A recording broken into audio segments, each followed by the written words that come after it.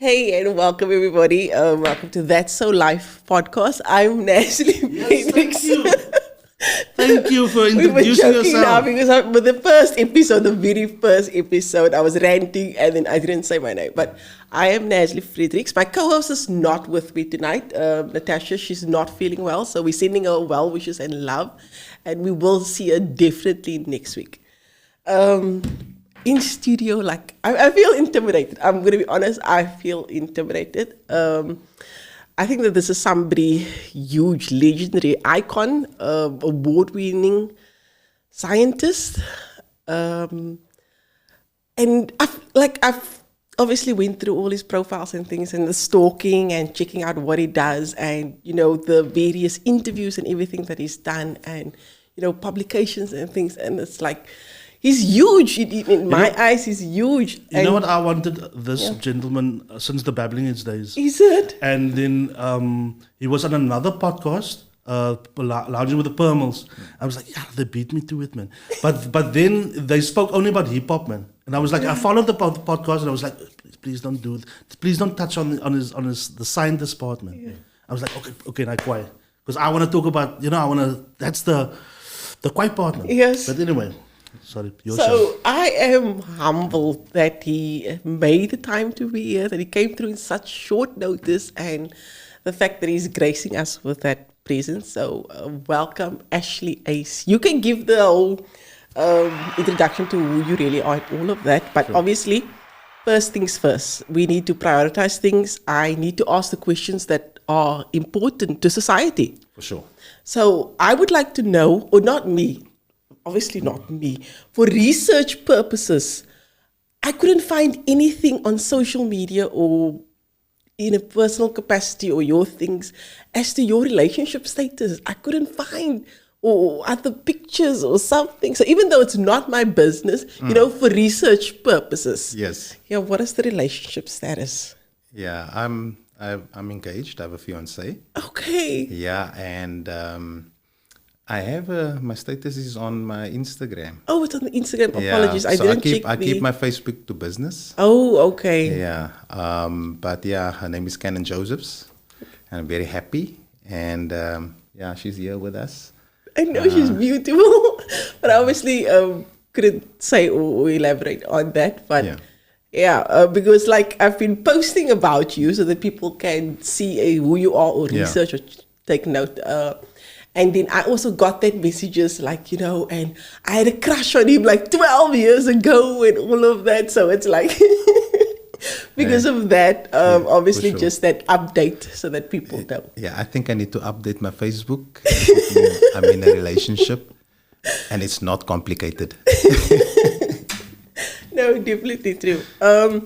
So can you elaborate? Let us start from the beginning. Sure. From childhood days and all of us. What type of person are you? Yeah. I don't find anything. I don't see anything. I think that you are obviously book smart, but like it's suggested that you are the eldest of the children, and you've always been that.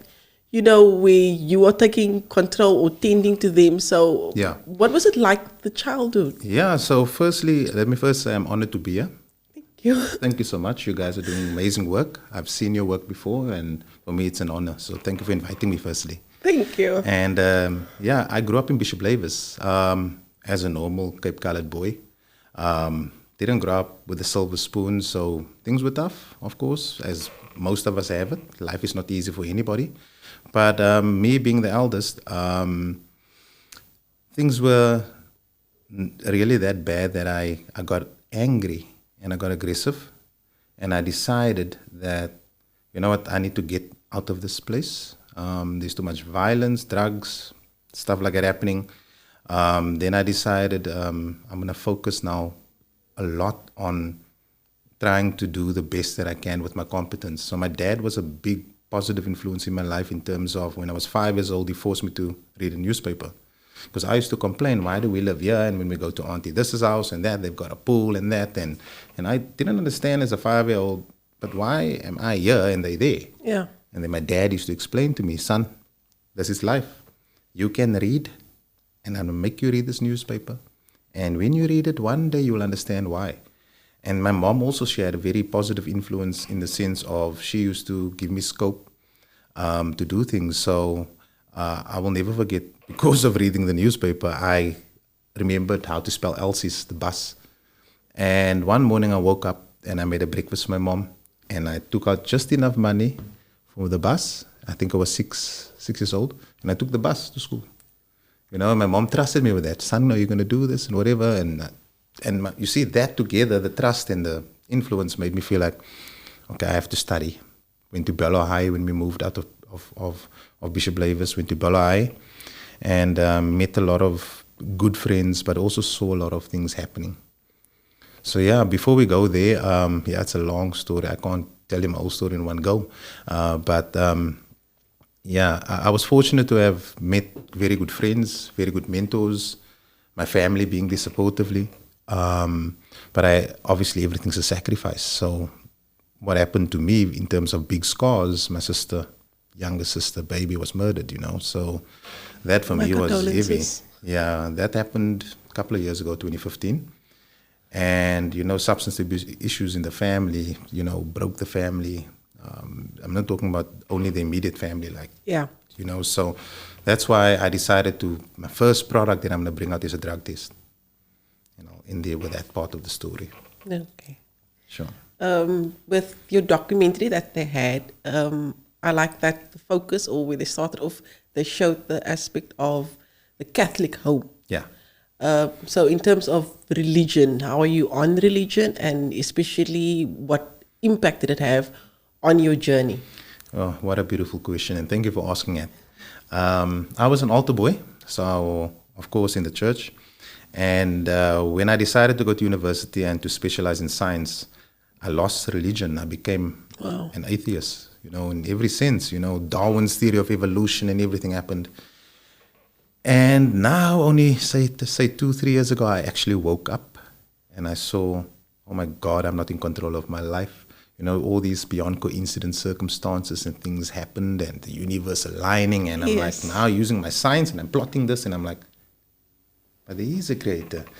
And the biggest thing that happened to me, last year I burnt bad. Oh. I was in hospital for a while. And, you know, when you go through all of these things, Jesus Christ was right next to me. Again, you know, so since being an atheist, firstly being a Catholic, then an atheist, and then all of a sudden life wakes me up, and the universe or source or whatever you want to call it, you know, God was there, you know. And I'm a firm believer that all religions are correct. I believe there's an aspect of all religions. The 5 pillars of Islam is correct. I believe that you shouldn't gamble, in my sense that don't put your money to chance. Donate your money and wait on your blessing to come. You know, get tenfold that. Of course, the 10 Commandments is something that I believe is dear to me, in the sense of I never believed it is so important to adhere to it, because we all are individuals and we all want to have a happy life and we all want to have heaven on earth. So we all must share.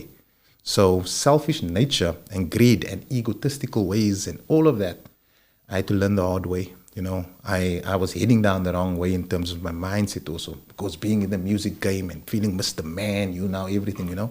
Life came and humbled me and smacked me, and, you know, when that happened, Jesus Christ was right next to me, and I was like, okay, I'm falling back into place now. Take the wheel. Wow. Yeah. May I ask, what was your family's stance on that, and especially becoming atheist? Look, I was quiet about it. I still went to church, but I was sitting there thinking, I must fall into the rat race of society, be a sheep and follow. And, you know, circumstances that happen that's so beyond coincident that it can only come from a higher power, you know, made me look more into it, you know. And then I saw that the Hindus have the chakra systems. Yeah. Studied that, and I'm like, wow, that is amazing. If your throat chakra is blocked, you're not going to talk when you're supposed to and stand up for righteousness. If your crown chakra is blocked, you know, you idolizing your partner too much and stuff like that. So, and I saw that aligns with the 10 Commandments and how it aligns with the 5 pillars of Islam. And then I saw, okay, what's common amongst all of those religions? Jesus Christ is there, you know, he's in everyone. Yep. And yeah, so when I went through my biggest trauma, I was laying in hospital and my surgeon came to me. And I won't mention his name. I was asking permission, but okay. He came to me and I didn't know him. And he came with a rosary. He was wearing a rosary. And he asked me to read Psalm 91 for the rest of my life because he went to go research, like, where am I and why am I here and what happened? And that shocked me, like, why is God always in my face now, And then I saw it, when you calm down and when you get rid of your ego or you suppress your ego and your pride drops, then your soul takes over. So that internal battle inside between the ego and the soul is an ever ongoing battle. There's a devil and God. So when I decided I want to practice how to be as humble as possible. I want to be grateful in that. And this whole personal development thing, I saw actually it's shame, a lot of people don't even know that when the egos are activated, the devil's activated. Yeah. The ego defends anything, even if it's wrong. I love your mindset regarding religion. I'm still in between having had the trauma and then, I had some issues with the religion. Yeah. But I love your mindset in terms of it because an argument that I always make to people is when they are projecting their religion on people. But I keep saying, like, most people are in their religion because they were born into it. It's not as though they were educated on each one and then decided what is best for them. But it's like, my parents were this, I became this, and that is why they feel like that religion is the right religion. And that the fact that you question it is the first thing that God would want if you think of it. He wouldn't want you to fall into a rat race that you don't know of. He expects you to question. So my belief is also my God is not a jealous God. How can he be if he made me? If I make something, invent something, I can just take it away. Yeah. So having said that, I understand your stance on it. And for me, religion is denomination following a structure. Yes. But religion has a purpose, when it advocates the importance of the scripture, then for me that is quite important if you're not totally woke, if you're not totally spiritual, because what's common amongst all religion is the spirit, the Holy Spirit.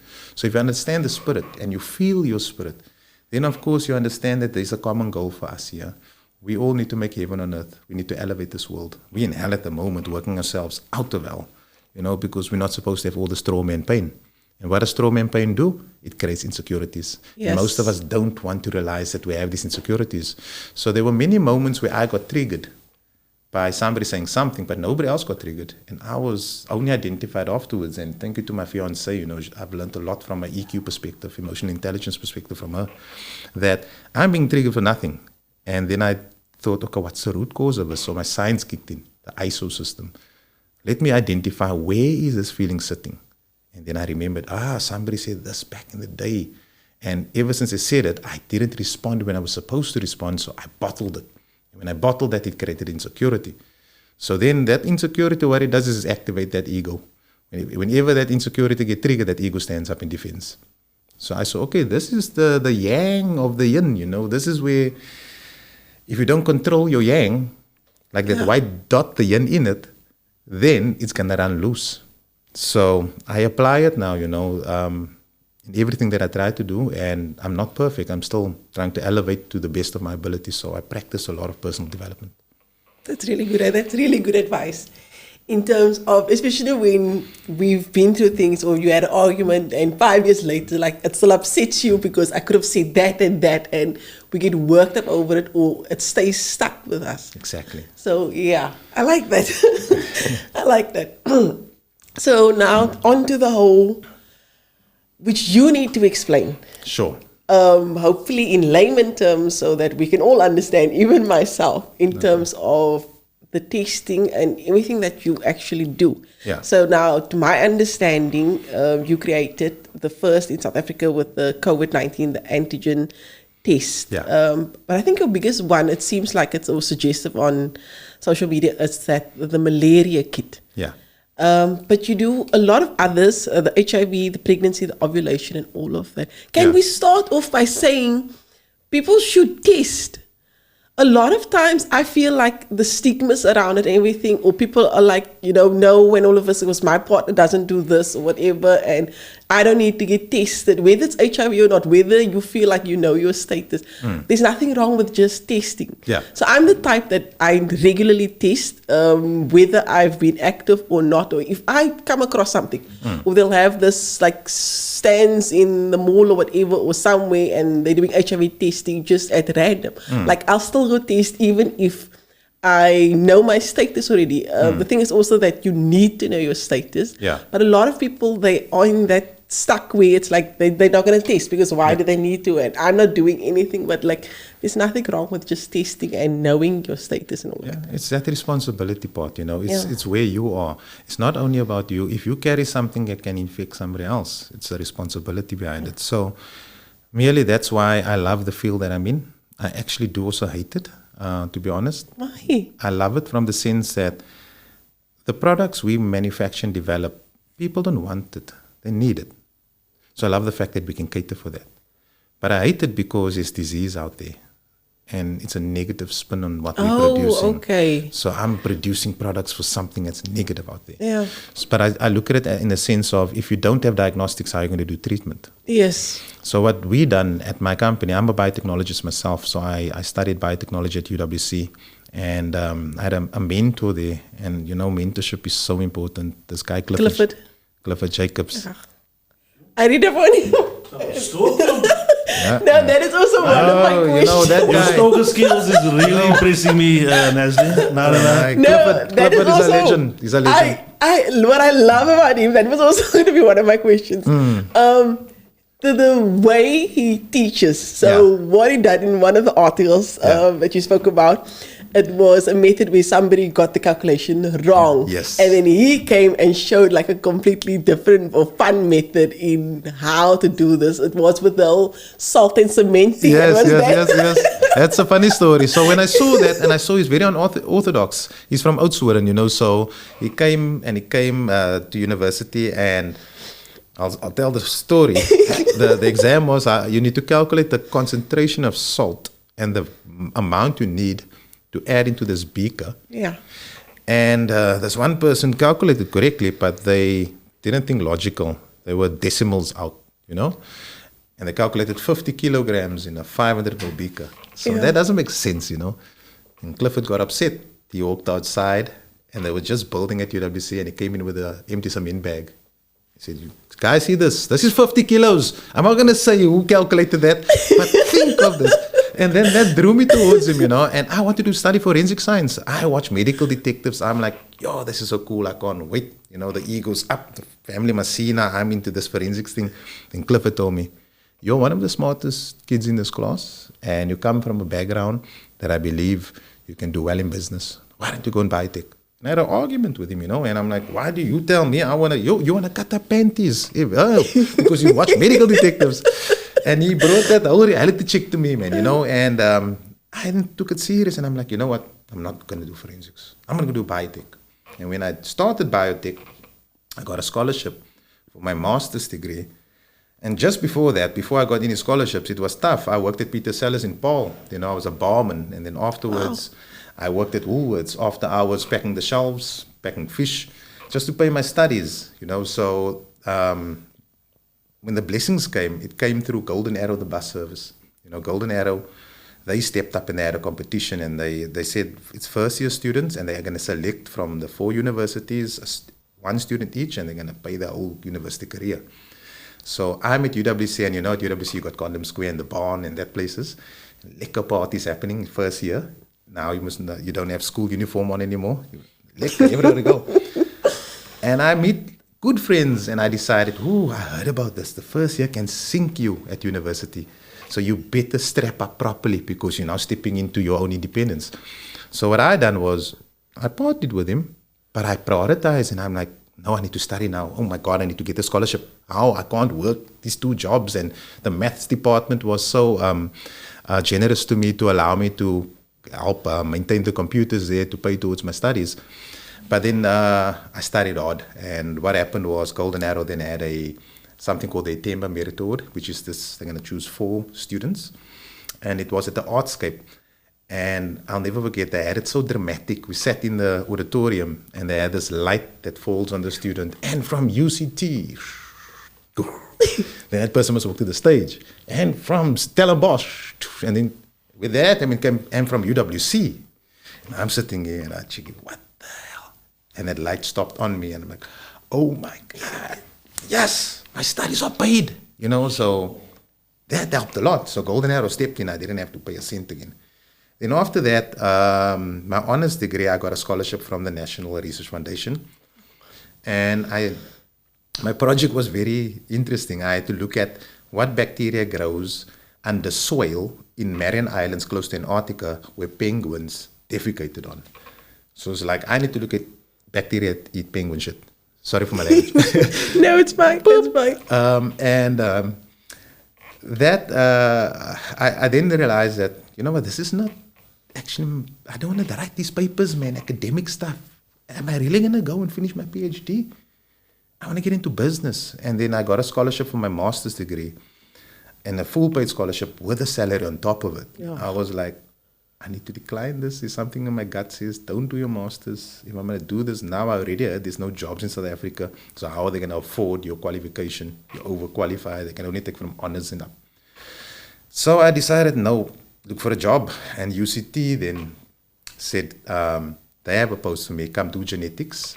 I need to work on the HIV virus. And they're going to give me all this HIV positive samples. And I have to isolate the DNA and then do a whole sequencing on it and plot how the virus is related to each other. So they call it phylogenetics. So I done that. While I'm busy with my phylogenetics in my lunchtime, I'm busy with making beats with a passion. It's not the music side. So I saw that was quite important, it's like to find that balance. Otherwise, you're going to go mad if you don't have a hobby in some sense. Yeah. So I balanced that at that age, I loved hip hop. I loved Tupac, when I grew up. That was my motivation, aggressive nature of where I grew up. I'm Tupac now when I woke up, Thug life tatted on my chest. But nevertheless, back to the science. So at UCT, I done this work and I saw that I'm being paid now and I can buy my first car, but I earned a very small salary. And I then said, no, man, I'm in publishing papers still here. I'm being paid a salary now. But then I decided I need to get into business. And I Googled first thing, internships, Cape Town. And first thing pop up the universe, something called Acorn Technologies. And it's a funny part. The name of the internship is Hellfire. The Hellfire internship. And I'm like, what is this about? And they say they're recruiting scientists, apply. And what they're going to do is they're going to send the scientists on a business course with Wits University and UCT Graduate School of Business, everything in Cape Town. They fly all the people down. Government, the Department of Science and Innovation, and SEDA, Small Enterprise Development Agency, they're funding this thing. So it's equivalent to 250K per student, but they can only select 13. And then luckily, again, the universe favors me. I get selected as one of the 13. So what they then done was they placed us at the host companies. And at that host company, you either had to help the host company grow and write a business plan about it because you now went through this whole half of your MBA thing, or you must start your own business. So 12 of the interns said they love where they're at. They're writing about their companies growing. And then I decided, no, here's my chance. I'm starting my own business. And then I started my first company. I was 23 years old, 24, Real World Diagnostics. That's when the drug test came in. So I thought, what's the first thing we target here? And I saw, I'm so fed up of substance abuse, that's killing our communities. I'm bringing out the TIC test. But now before I can develop this test, I first have to test the market. I have to import this thing. So I thought, okay, this is how you do business. First, try to get the product in the market before you go and make your own thing. And that applies to anything in business, in my opinion. Test the market first. And I begged Alpha Farm Pharmacies, give me a meeting, please. If I can have 10 minutes of your time. For a year, I didn't get a meeting. I had a partner at the time, and this guy gave me 30%, and he said, I can't anymore. I have to leave. I have to find a job. And he left. The day after he left, Alpha Farm phones me. You have 10 minutes tomorrow. Come to our director's meeting. It's down in Cape Town. This is the best we can do for you. And this lady, I love her so much, Diane Johnson, she helped me so much, by I begged her for literally for a year, please get me a meeting. But then I knew I have no time now. I need to pitch this test. But they're not going to listen to me. I'm 24 in my suit. I need to now have graphics. So I love what you did with that. yeah, so I made the before and after, and I made the box design. And long story short, with that, Alpha Farm gave me, I drove at that meeting, and obviously I got very emotional when they phoned me. National contract, and celebrated, and then it started, and I thought, okay, now that I'm importing the product, I need to make my own and substitute it. Then the profit margin goes up. Then we can create jobs and whatever. And that's when I went back to UWC and I said, Professor Gous, please organize me lab space. I will pay my own chemicals. I'll buy my own equipment, but I need to develop this thing. He said, Ash, come, free of charge. Use this bench over here. This is yours. Here's your key card. You can come in whenever. And wow. Then I bought my chemicals and I started to develop the test. And my first employee is Dr. Lyndon Munger. When I left, he went on to finish his PhD. Friend of mine, and I said, going back to him, he's one of the smartest scientists I know. Come work with the company. He got involved, and I then had to build my profile. Entered competitions, SAB Kickstart, and then won that, and I just escalated with the capital that we got. And I then knew that with the competitions, you need to build your profile. So I focused a lot on how can I get into the media through these competitions, because that's when you get known. So fortunately for me, one of my worst stories ever, I was sued for my own product that I developed in Germany. Andrew Smith. Yeah. That should be a Netflix story now. I'm telling you, it should be Netflix. I'm in Germany on a train, this stupid young boy thinking, I'm going to sign this contract. I don't need a lawyer. It says it's very, very good, this contract. And long story short, I needed a lawyer. And I got taken to court for my own product, and I lost the case. Yeah, they came and they wrote up my assets and stuff, and I was like, oh my God, my life is going, I'm going through hell, But then I saw out of all of this that, we all get tested on a daily. It's how we handle our test. Otherwise, you get caught up in that karmic cycle of the same test continuing. That was a hell of a test. That was a hell of a test. But the Lord blessed me, because those people that I developed the test with in Germany, they then linked me up with a French company who needed improvement on their own product. So they said, Ashley, we apologize that this happened. We should have sorted this out with this guy and whatever. And we will make sure that we get you a good contract. And the French contacted me and they said, can you improve this one component of our test? And I sent them a sample and they said, how did you do that? And I said, okay, do you want the formula? They said, yeah. And they said, how much money do you want for it? I looked at my lawyer's bill and everything that's written up. I'm like, I needed 200K extra just for a buffer. I want 100,000 euros, please. And then the next day, I'm playing indoor cricket that evening. And I told my friend Darren Daz, buddy of mine, I told him, I can't believe I emailed these guys and they said they're going to pay me 100,000 euros. And as I go to indoor cricket to withdraw my money, I look at my account, I'm like, the money's in. The money's in.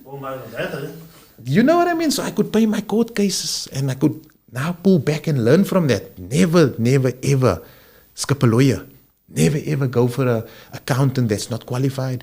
If you don't know your books and your accountant don't know your books, you're in trouble. So these principles I had to learn the hard way in life, I had to go to pay school fees for it. But I'm grateful for it because now I'm standing stronger because of that knowledge. You're noting that you are lucky, but I think you're blessed, like you are really blessed. I am. What did you do with the 325,000 rand? SAB? Yes. Yeah, so I got a lot from SAB. SAB also gave us R1 million, Cyril Ramaphosa. Yeah, that was for the Innovation Award for the malaria test. Cyril Ramaphosa, he was the president of the South African Breweries Foundation before he became president of the country. Yeah. So he gave me a check of R1 million, and that's when I set up this factory in Brackenfell. So South African Breweries Foundation, they've been amazing, and I would actually advocate and recommend anybody who's starting a business to look at SAB Kickstart program, to also look at, if they're in a technology business, the Technology Innovation Agency, to look at CEDA, to look at the DTI. They have all these funds, SPY funds. A lot of businesses, you don't have to raise an investment. you can get a consultant to look for all the grant funding. So that's what I done. I knew that I'm not going to go for investment. I have to bootstrap this company and build from its profits. And I applied for grant funding everywhere where I could. And then luckily for me, Forbes magazine now recognizes, and they put this court case in Forbes. But you know how the universe worked there. When I lost this case, this guy was heavy on my case. He was like hounding me with the media. You know, the media was calling me like, how can you steal their technology? And I'm like, but let me explain this to you. I developed this. And if you introduce me to a customer, if I'm selling my car and you introduce me to the customer, do you expect 50% of the proceeds of the car? You know? But you know what this guy done? He made a big mistake. He went from 50% and he came back to me 2 years later. They couldn't develop the test. The court ordered that I had to hand over all my books. I had to hand over the know-how, and I was like broken. I was like, yeah, these guys are going. But I knew the know-how is also a very difficult part. You know, it's like Coke. You need to mix it in a certain way. But I don't have to disclose that to them. That's their know-how. They're supposed to know. So they couldn't do it. And they came back to me and they went from 50% to 2.5%. They want 2.5%. Then I said, now who owns the tech? And then Forbes put it in Forbes magazine. And they called me out of London. They were upset. I said, how was I going to clear my name? I'm just explaining now because they're following up. So I saw that media, there's no such thing as bad media also. Remember, when bad media happens to you, there's always a follow-up later. So that bad media is traction. Now, I'm not advocating people must go look for bad media. But those who do get it, don't feel broken by it. Yeah, make the most of it. Exactly. With all of these things that happen in your life, are you ever despondent or depressed or anything? Do you just have that positive mindset of where you are? We all have our moments. Yeah. So we know in life it's about the up and down. So we have our days, and it's how you manage those days. So to be honest, I have my days. So having a good partner is really important. So I've learned EQ from Canon, and Canon taught me how to live in the now, to be honest, because I used to live in the future. I was always trying to plan ahead what I have to do tomorrow. And when you live in the future, you live in anxiety. You create all this anxiety. But then also what I used to do is when I made a mistake, I live in the past. I live in regret. And I'm regretting this whole time and years, all of this in front of me, and I'm just living there. So there was a time that I was depressed, and what happened there was it's required though depression. It's for you to realize, where is this depression coming from? Am I really lonely, or am I feeling sorry for myself? Yeah. Now when you start to really be realistic towards yourself, then I saw that honesty comes first. If you're not honest to yourself, you can't be honest to others. So knowing your SWOT analysis, your strengths, your weaknesses, the opportunities and the threats, knowing yourself in that sense is so critically important, because you build trust that way. So my reputation is really strong in the industry is because of ethics and morals and principles and integrity. I believe in that, and transparency, and also not also wanting to make the most money out of everything. Yes. And many people will say, I want to make the most out of myself, but is it really worth it? Is my time really worth this amount? So I started to negotiate in that sense, and people said, why are you charging so cheap? I said, because I feel that's the value I'm adding on this. But volume's going to get me the money. So I look at volumes. So what the Lord blessed us with now was more scientists. So we employed more doctors, scientists, and geneticists and stuff. And the stuff we're bringing out now, I'm so excited. It's first to world stuff. We're bringing out now, the mobile phone thing where you plug a diabetes strip in it and you can do HIV testing on it. Yes. That product's almost done. We're also bringing out like a portable device where doctors can actually do pathology services in the office. They don't have to send their blood to PathCare anymore. They can run TB testing there. So we've just developed that product. Dr. Arman Peters developed that in our lab. We're validating it now, the last validations of it.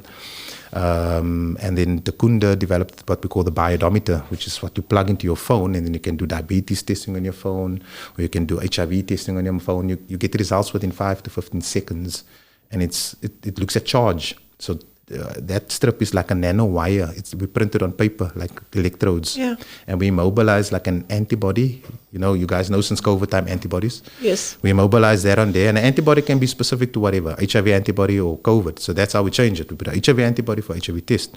So when you put the sample on there, and there's HIV proteins present, it will bind to the antibody and it drops the charge in the system. So the phone picks it up.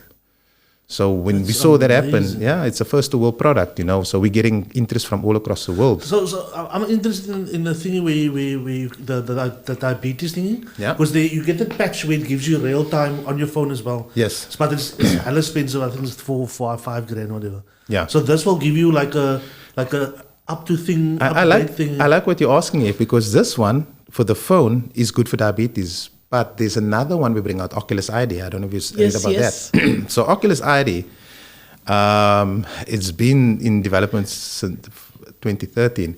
It's a device that analyzes your pupils. So basically, it looks how your eye reacts to light. A flash goes off, and then your pupils, obviously, when a flash goes off, it constricts. It goes smaller, and it dilates again. So this system plots a graph. And based on the shape of the graph, you can do diagnostics. So when I came up with the concept, was watching the Boca game that time, woke up a bit hungover, and I sat and I thought, what's the best thing for a hangover is a cold beer. Popped the beer, looked at my phone, how can you do that? Now, I don't know why my mind always works like that. I always look for opportunity. But I looked at how can you do diagnostics on your cell phone? So camera flash, eye, going to analyze the eye. And then when we developed this, we developed it for drug abuse. Because it's simple. Pupils dilate, you can pick up Turk, Tacha, whatever.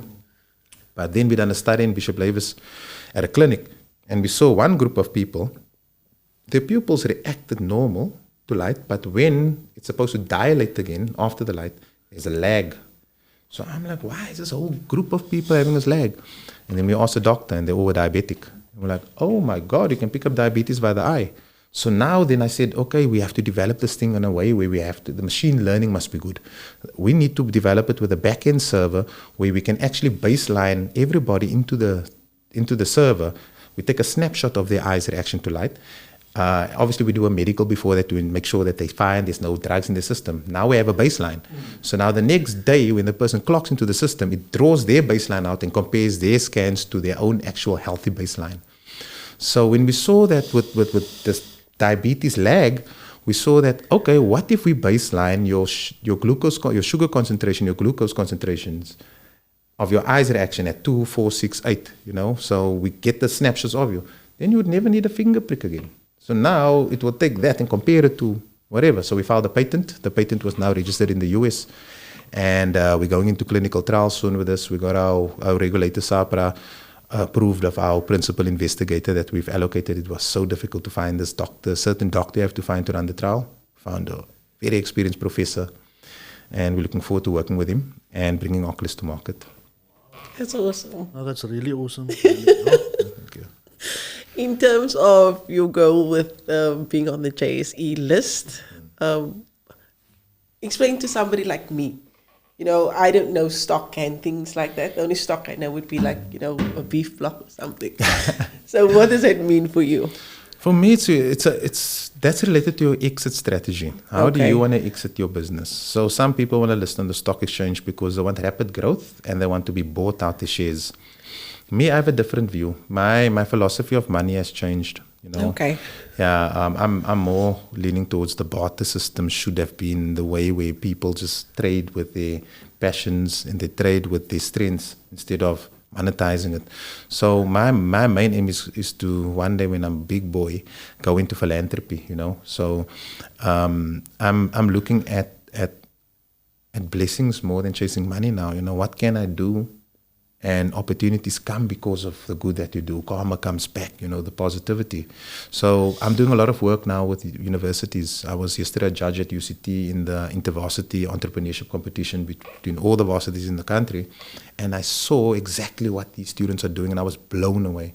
So I was blessed by sacrificing my time to see the opportunity. And, we shared business cards and I told them I can mentor you in some sense, because there's amazing things that you're doing. But then also, I'm a advisor on the board for 4 universities, Nanoscience Department, UWC, UJ, University of Johannesburg, University of Free State, and Nelson Mandela Metropolitan University. And I can't talk too much about the program that we're going to launch, but it's all driven to localization, to people creating jobs, to getting our students into entrepreneurship. So that is where my passion's going. I can see that business will be my bread and butter, but I think I really want to become a hub where we can kick out talent, mine the best talent in science, get the youngsters with all the talent in the Cape Flats to run with their passions, you know. And when they do that, then create heaven on earth. Then everybody has money. That's awesome. It's easier said than done, but that's my mindset, you know. That's a good mindset. I like that you are constantly supporting others as well. Whether you are sharing something or just like I'm stalking, I'm watching, and I'm seeing, you know, certain things where you will be watching and kids that have done really well in society, all of it. So one of the people that you share a lot of his stuff is Randall Marmon. Ooh. Yeah, and that goes back to your youth days with the soccer. Yes. So where does the soccer come in, and then going on to the music? Yeah. And what is the music that you're into right now? Because I think it seems more like you do like the good beats or certain good music. Yeah. But I get that house element as well. Oh yes. Oh Yeah. yes. Oh yes. Iniko. It's more spiritual or woke type of music. You know, Okay. it is more conscious music about positive vibes, talking about, you know, genetics and outer lines with the star sign, and there's a God and a creator, and follow, you know. So I love those philosophies, you know, and I like to combine it. And one thing that I've learned was that if it wasn't for sport, I'd have probably been one of the guys who would have been using drugs instead of making drug tests, you know. So I used to love football, you know. I used to play left back. I used to play good football until a certain age, and then I played left out because I was too old. I couldn't run anymore. But nevertheless, and for me, the music game was really important. You know, it was always a passion I had. And at that time when Celeste and I done business, she actually bought sanitizer from my company. You know, so she done a lot of entrepreneurship things in the time. I bought from her. Yeah. Is that okay? Let's go for it. Yeah. So, of course, Crow, when you saw Crow, we loved Yeah. it, you know, and we started the whole thing. And for me, that was a beautiful part of my journey, and all of ours, and Canon as well. I mean, we've learned so much of the entertainment space that I'm all entertained out now, you know, so now I can focus on my science. But the music part, the balance of it is, I used to use music because I didn't know how to control my emotion. I didn't even know about emotion, to be honest. They don't teach us that at school. No. You do PT at school, you know, physical education. We You aren't do learning about taxes and buying houses and things like that. You know what I mean? So for me is, you know, when I grew up, you know, there's certain uncles who tell me, hey, why are you crying in your movie? Now that's saying when you grow up, you should have cried when you were a child. Yes. Now you grow up as an adult, you Yes. don't cry. You know, you're a stern-faced guy, you know. Now you need to unlearn, and unlearning is a difficult thing, you know, and that's the woke and the unwoke and the spirituality thing that I believe is so important in this world, in the sense of feeling vibes and feeling energy. So for me, the music game was one facet. When I go into the studio, or I would always be recording Crow. You'll see most of the videos. That's me there in front of the stage. That time when Carl used to come to our house, he used to write some of the songs there and whatever, I used to put my earrings in, and I put on my, now I'm hip hop mode, you know, you wear different hats. And I've learned this in business. They say that you must wear different hats. You must wear different ties. If you wear a red tie, you're aggressive. If you wear this, it gives off all this psychological feelings. So I saw that hip hop, I need to do this. When I am too heavy in business for the week, and I feel stagnant, I'm tired. And when I put in my earrings and I go into the studio, now I'm into a different character, you know, my alter ego, hip hop, and now I feel that energy and the bounce. And when I go back Monday to work, I'm back in that boardroom. Yes. Now you're re-energized, you know, you're using your hobbies and you're moving Kind it. regards. You know, so sport, I advocate sport, you know. Sport is so important for the youngsters to focus on. And if you don't want to focus on sport, focus on music. Right, you'll become better. Right bars, right lyrics. Your bars won't be quite first, you know, but it will eventually improve. And music is the language of the soul. You can put an Arab next to a Chinese guy and play a kwai beat. They'll dance the same, you know. So that's why Amapiano for me is now something that I'm enjoying. But Iniko and that type of Afro beats, you know, Burna Boy, them, the local rap scene, Lucas Raps, you know, loving Lucas Raps. You know, the Nasty, his new album, crazy, you know. Iris and these guys and Blackie, you know, so I love it. And then you get Cream Machine. Woo! Yes. Cream Machine, crazy. Of course, Kyle Crowbars. So I where will does always love him. science come in from your passions with whether it's football or music and all of us? Was there a passion for science growing up? To be honest, it was first music. It's always music for teenagers first. If your mom was asking, you're going to be a rapper or music, or science, you're going to choose rap, Everybody's going to go on that if you're a guy, guys with egos. So for me, I was actually a short-term artist back in the day, very short. I have a couple of fans, They like my lyrics till they rap it back to me, but nevertheless, unfortunately, I didn't have the space for both. Unfortunately, being the eldest of the household, and also things not going well, I was practically forced to go into a career. And at school, I loved biology. I loved science. I wasn't the top student, so... Really? No. I used to be well balanced in the sense of I would chill with the guys in the back of the class, but I'll sit with the high grade people and do. So I would never want to be alienating myself as a bad boy or a good boy. So for me, on school, I was not the top student, but when I got to university and I saw that I had to study hard, then I actually honed in on my skills. Because now at university, remember, you don't have all these other subjects you don't need. You're specializing now. So they had done well. So my first in university, I did really well to get that scholarship. So you were a social person. Very social. Very, very social. Reminds me of my son. Yeah. It's so interesting that you tell me this relationship with music, because when I was working with Hildewood, right, and we would, even through the years also when I wasn't working there, we would teach the youth about music, but my mind was always, ons moet ken nog musicians, man.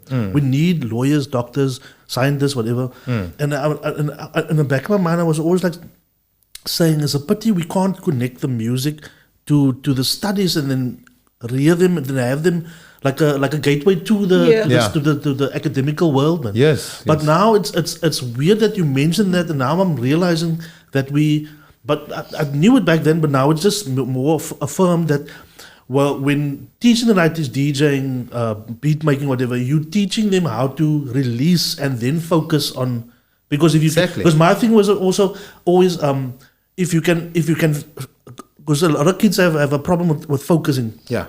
So if you can focus on the DJing, which is the fun part, or the beat making, whatever the case may be, b-boying, then you know how to focus. So now just apply that to your schoolwork again. You know what I'm saying? It's a very, very valid point, Yeah. All of these arts, like DJing and making beats and writing lyrics, they are honing on your other skills as well. They give you structure. So when you DJ, you start learning structure, you're on beat, and then, when you're in a certain situation, you can feel a vibe, because of music. So in the boardroom, because of music, I can feel energy, this vibe is not lekker, I don't want to talk to that person, I'd rather focus here. So all of those skills are honed in on the arts front, It's music. If I play a vibey song now, we can be in what mood? It will lift the vibe. If you play a sad song, it's going to drop the vibe. So music, and it's a very good point you're making. People don't learn by books only. Some people want to learn practical. They want to see things. Now imagine you have your textbook in a beat with a beat on it. Kids don't remember what they studied, but they can remember lyrics to a song. It is. Make the whole textbook a song, you know what I mean? Whatever, so. And music plays a vital role in our lives. It doesn't matter whether you are young or old. It's like any aspect. Whether I'm now heartbroken or whatever, whether I am going to now start cleaning that house, I'm going to put on a certain genre of music. Yeah. Music always plays that vital role in our lives. Yeah. And what's a good thing of us is that we have all these senses. We can hear, we can taste, we can smell, we can see, we can feel. But when we feel down, we don't make use of all those senses because our egos are so clouding our judgments in our mind that we stick in this negative cycle. So what I've learned, I've looked for tools. How can I pull myself out of that? So I tend to wake up 4 o'clock in the morning. I used to study optimal that time, and I still wake up that time now. So then I'll make a fire if I'm in a bad mood. First thing, fire. Sit by the fire. Second thing, have your coffee. And be regular. Go to the bathroom. Then after that, sit and just breathe. And then when you breathe, you really pull yourself into the now. You get rid of the anxiety firstly. You can't start your day like that, So there's these small tricks. It's customized to everybody. It's, everybody have their own methods of how to get yourself out of a vibe. But I think that's the most important thing because that makes you optimal. When you're at work, you will be optimal at what you do. No, definitely. So what I want for the podcast itself, it is if everybody helped each other, then nobody would need help. So throughout your life, your journey, with everything that you've been going through, who is your support system? Who has been helping you? I never knew. The life that I lived, I'm grateful for every person I met, every lesson I had to learn, and every blessing that came. For me, there were times that I had to possibly be dead, but for me, it's definitely the universe. It's the guardian angels. It is God. I'm a firm believer that things happen and opportunities came because I passed my test, not knowing I'm passing my test. The model test and that. And for me, a big part support structure was obviously my immediate family. Firstly, my mom, my brothers, my dad, Canon, big in my life. I've learned a lot from her. And she learned a lot from me, and our frequencies are aligning now, And then my friends, of course, very important, and the Bella boys, my family from Bishop Lavis. So I'll be honest with you, I still enjoy going to the hood, sitting on a kussen and drinking a beer, rather than being in a boardroom with red wine on a red carpet. You see, that vibing, that's what a lot of people don't know or don't realize. Us on the Cape Flats, with all the trauma that we face, we're sitting with so many tools. So if we hone in on our skills and we learn to control ourselves and our emotions, we can take over, because think of it. If you didn't go through the trauma and you were shielded from it and you're effective in a boardroom, take us with trauma, educate us, give us experience and put us in that same boardroom. Now you're sitting with street smartness with it. Yeah. And that's why I'm not a believer in a race being superior, but now and then I want to punt my colored people also, man. We sit with that. We're that melting pot. Yeah, I think people shouldn't. There's a lyric of Immortal Technique. He says, "My love for my people is not rooted in the supremacy or wanting to be supreme over any other," something like that. He said, or any other race. Yes. So if we have the love for our people, it's by time. It's potato ons moet kry, man, because we've been told we're not that or we were not this. You know what I'm saying?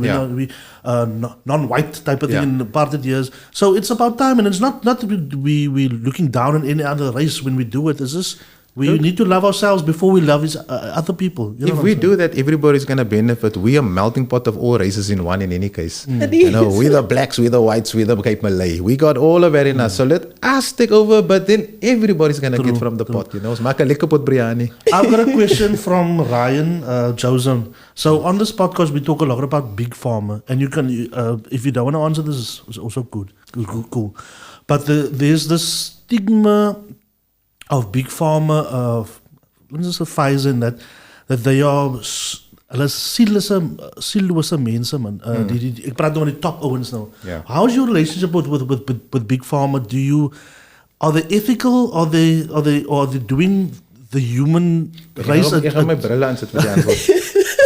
Are they doing it in good faith? Okay. Or is it money over everything? For me, you can't paint everybody with the same brush, but for me, my take on it, big pharma's not doing responsibly what they're supposed to be doing.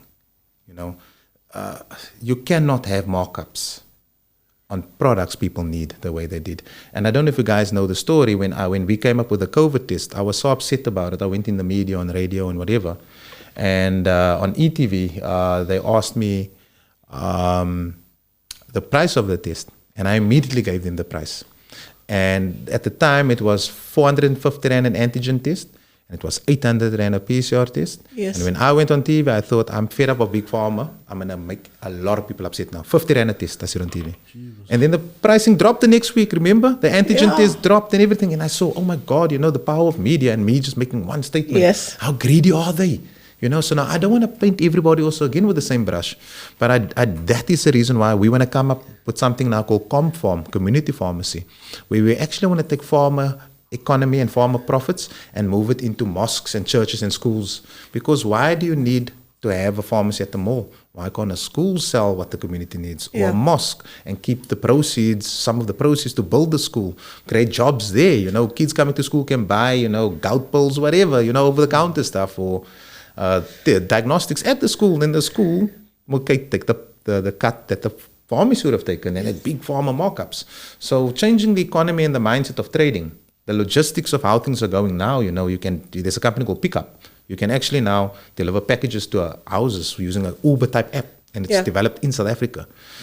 So that for me is the main thing. We're missing opportunity, we're losing money because we're not mobilizing all our competence in everything that we have. But it's so difficult because we don't have an overview of us, and big pharma is trying to keep our eyes closed. Like in the States now, they have this thing where they I don't, obviously you know about this, the opiate the pandemic that they're going through, and how the big pharma lied to the general public and to government, really, their government at least. So are we safeguarded from stuff like that in South Africa? Where do we get is a worry from big pharma that they can do the same to us? Yeah, big pharma, for me, okay, if you look at big pharma are those companies that they're making the drugs at a small cost, and then they're selling it for expensive. Now, I'm talking about them. I'm not talking about the good big pharma that's actually doing things that people really need. Like, there's a whole lot of humanitarian work being done. But for me, honesty, integrity, and all of that, I understand why you don't trust people. I'm exactly the same. I used to work from the top down. Now I work from the bottom up. First, show me who you are before I open up to you. Yes. But that also on its own, for me, to answer your question, I think it's up to our people. It's always the masses that can control this, And to be honest, it's the only way we're going to beat big pharma. It's to have alternatives. It's the smaller businesses that will pop up, that comes with this homeopathic products, the herbal products. Those things work. That is natural. Me as a scientist, I will advocate that. There's so many things in nature that big pharma is trying to replicate and sell for expensive. So if our people tap into the traditional knowledge and also what they eat, why do you first need pharma in the first place? You don't need medicine to be healthy if you eat right. Think of it like this. If you have preservatives in your food, preservatives prevent the food from going off. So you drink that and it preservatives in your stomach. So if it can't break down, how's it going to break down in your stomach? Yeah. MSG, gluten, all these things pack up. We're only supposed to be, if you look at our teeth structure, in my opinion, from a science perspective, be eating fruit. Because we don't have canine syrup into meat. So I'm pescatarian in my approach, but I do have meat now and then. But I don't. Canines? Yeah, they don't look at the lions. You're not made to rip, Look at your back Ik hou van teeth. steak, man. Okay. Ja, die straight But at the end of the day, it's also how much you consume of it. Everything's on a balance. So I'm not advocating that you shouldn't eat meat. Meat is not that bad for you. But if you have a lot of that meat, and it's how you cook it also, that's important. For me, why are there so many fish in the sea? It's made to be fished. That's why. What did Jesus do with the 2 fish? Yeah. So my philosophy is, because there's so many eggs in the sea and chickens lay eggs, I would rather eat egg-bearing stuff. I won't eat mammals anymore in the sense of, similar to us. But it's my own feeling, and it's my own opinion in the sense of why I went from 106 kilos to what I'm now. So I lost a lot of weight, and I got more energy. So that also helps your soul resonate. If you're unhealthy, your soul is always going to be on a low vibration. We living on Earth. Earth is what? A magnet, right? It's got a magnetic field. We have electricity in our bodies, right? What does electricity do? It makes our muscles move and our brains fire, the neurons. So electricity in a magnetic field creates a current. So revelations and downloads, like they call it, would only apply and happen to you if your frequency and your heart is at the same frequency of how the universe is rotating and operating. And if you're unhealthy, you will never experience that. In the Bible, they call it revelation. We call it downloads. There's other terms for it, but you can tap into energies that will align you on a path where you have to go. I'm a firm believer in karma. If you do bad upon people, it's going to happen to you. Yeah. So it applies the other way. If you do good, it's going to happen to you. So based on that principle, that brings equilibrium in life, in my opinion. Completely off the subject now, topic. I want to know about you, your personal opinion. What do you think of cancer? And it's always the question when people have to go for chemo, and then there's always that debate on whether chemo makes it worse or whether chemo is actually effective or it's helpful. Yeah. What is your personal opinion, or what is your stance on it? It's a very difficult one to discuss because there are multiple facets of this. So, firstly, cancer can be induced by the environment, by environmental factors, by what you eat, by the sun, by how you live. When your body goes into a state that's not normal and it's more acidic, for example, cancer, all it is your DNA that had a mutation in it. So basically in your body, your DNA makes proteins. That's hormones. All hormones and there are proteins that DNA makes. So what happens is when your body's trying to make this protein, what happened? An environmental factor, something you ate, a genetic mutation occurred. So when it makes your protein, when it makes your own protein, it can't actually make something else and it grows a tumor. So basically in a nutshell, that's how tumors grow. But now they say tumors can't grow in alkaline conditions. So now if your blood is more alkaline, then it should have a suppressing factor on it. But also cannabinoids, CBD and those things are showing good effect against tumors. We hopefully in a few weeks' time we're going to have Cannabis, the owner. So we're going to continue this conversation. But we zijn het baie gehoor van Dr. CB wat praat van alkaline en whatever. And I thought it was nice. Ik ken die brand, hij is niet op internet. Yeah. But now that you mention it, dan okay, nou ga ik het geloven. Yeah, there are research papers to show that tumor cells couldn't grow in an alkaline condition in a lab, in a petri dish. So if that's the case, then your body should also apply the same thing. So, but it's a combination for me also. They say tumors can't grow without glucose, but the body can survive on ketones. So if you take glucose out and you just eat ketones, then the tumor should no carbs go. basically. So less carbs then, and then No. So glucose would be any sugars, any carbs, Yeah, any any carbs, carbs. Yeah, exactly. So any carbs. Yeah, I love that. You went from sugars to carbs. Yes, that's heavy for. I like that. No, I'm diabetic. I was forced to learn. Yeah, so ketones and alkalinity suppresses tumors. But I'm a firm believer on your diet as well. If you eat healthy, if you don't overeat, if you don't go into gluttonous mode and you find the other hobby to replace, and that, is all mind control, then you can stay as healthy for as long as possible. I mean, we're all going to go one day, our physical bodies, so it's lifestyle, in my opinion, definitely. Easier said than done. I'm obviously on Way the fence. I enjoy my eating, and I'm an emotional eater. Yeah, but I hear you, and I will take that into consideration, and I will start eating way easier better. said than done.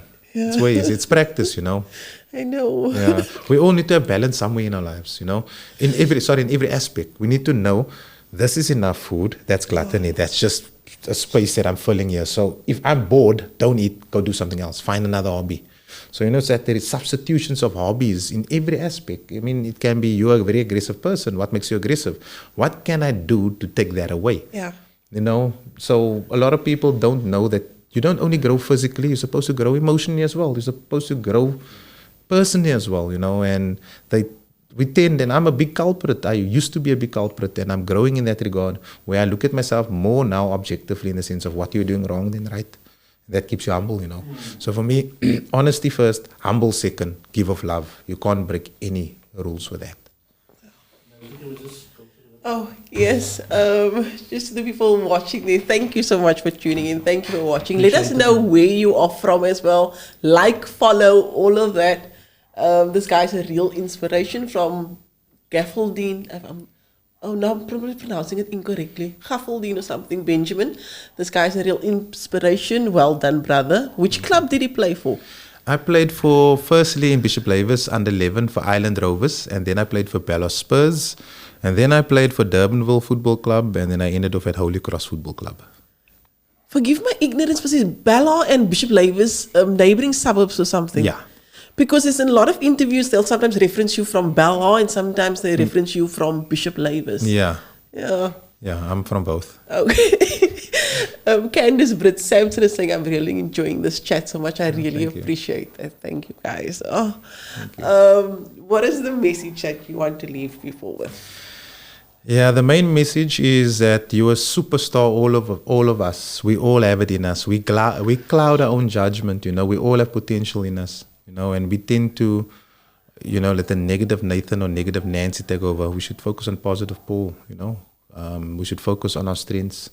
And also, I would say, try to be as honest as possible. If we can keep lying out of the equation in every way, then trust is built more.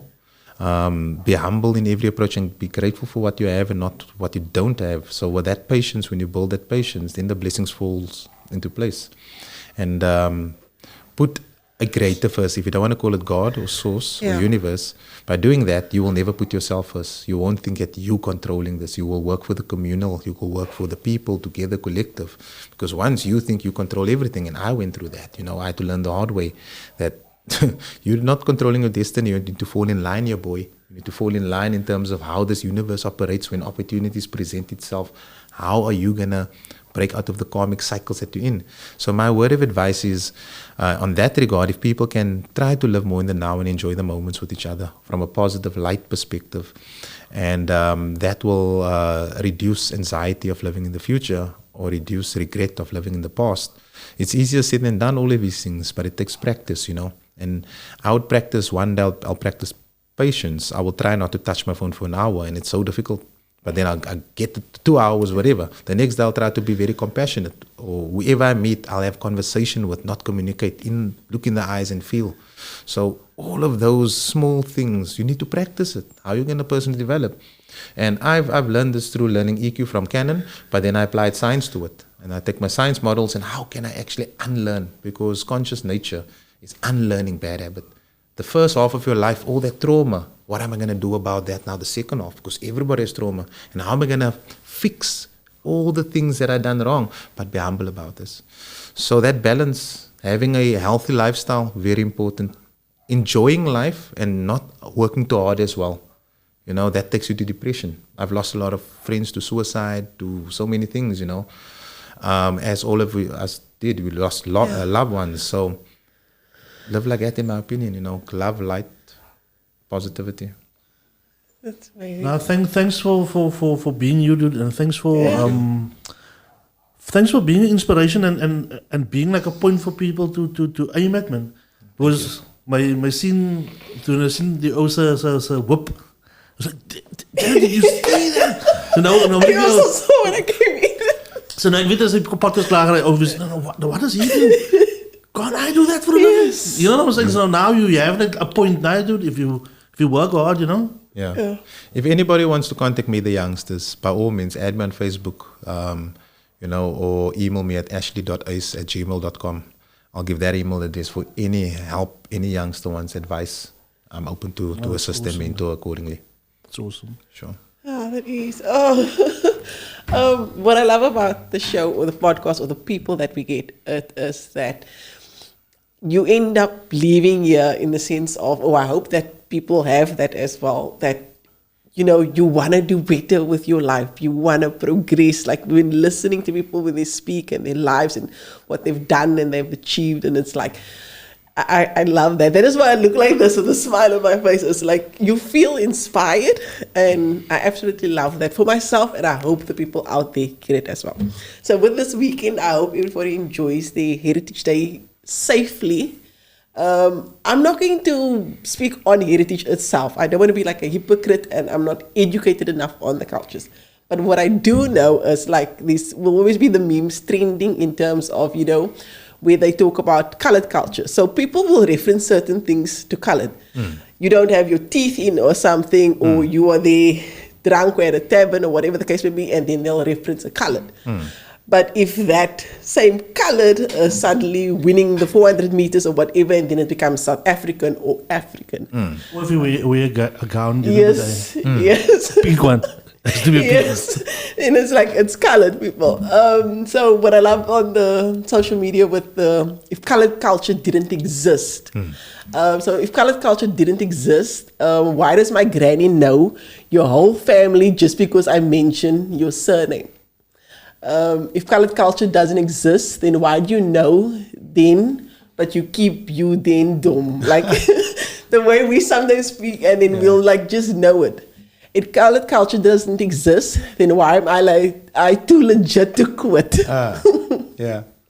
If colored culture doesn't exist, why do we all know the words to Can We Talk by Tevin Campbell? That's definitely true. If colored culture doesn't exist, then why do I feel for something lekker but I don't know what? Bring iets lekker saam. Yes. I know, no. That is why. If colored culture doesn't exist, then why do the small cousins play Puspix and Bunchies? True. There's another one that I like. If colored culture doesn't exist, then why do we have an ice cream bucket in the fridge that has the frozen soup? Like True. True. Yeah. We've got a lot of positivity in our culture that we must embrace, Yes. It's unfortunate we come from, we've always been, if you look at bread, and you get like, in a part it was the whites on top, the colors in the middle, and the black at the bottom. Now they say it's a reverse. black on top, colors in the middle, and blacks at the bottom. But we're always a lekker part, we're the filling. You see? We're not the bread, Was I polony since But we need to embrace our culture, and we definitely do have a culture. We do have you. If you meet a Cape Townian in Europe, you'll know it's a Cape Townian. And what we like, we love the beach. We love braaiing. We love outdoors. We like, we've got so many things. The Cape Malay food that we eat, our culture in that sense. My grandfather was Muslim, my grandmother was Christian, and they said, kids, choose. And half of my family chose Muslim, half Christian. So for me, that is like a colored culture. They leave it up to the kids to go any of the religions that you can go into. So for me, I think we're blessed. We've got the genetics to be blessed. Oh, thank you so much for joining us, for making the time. I really appreciate it. I had an awesome session. Thank you. Guys, please tune in again next week. I don't tell people who the next guest is so that you can follow up. Hopefully you and Natasha will be together. Because you're amper Superman and Clark Kent. As the een nie is, as die ander nie. We'll be together. We will be together definitely next week. But thank you so much. Like, follow, share, please. And let us know where you're tuning in from. When you do watch, from what suburb are you watching? But thank you so much for tuning in. That's So Life podcast. Yeah. Thank you.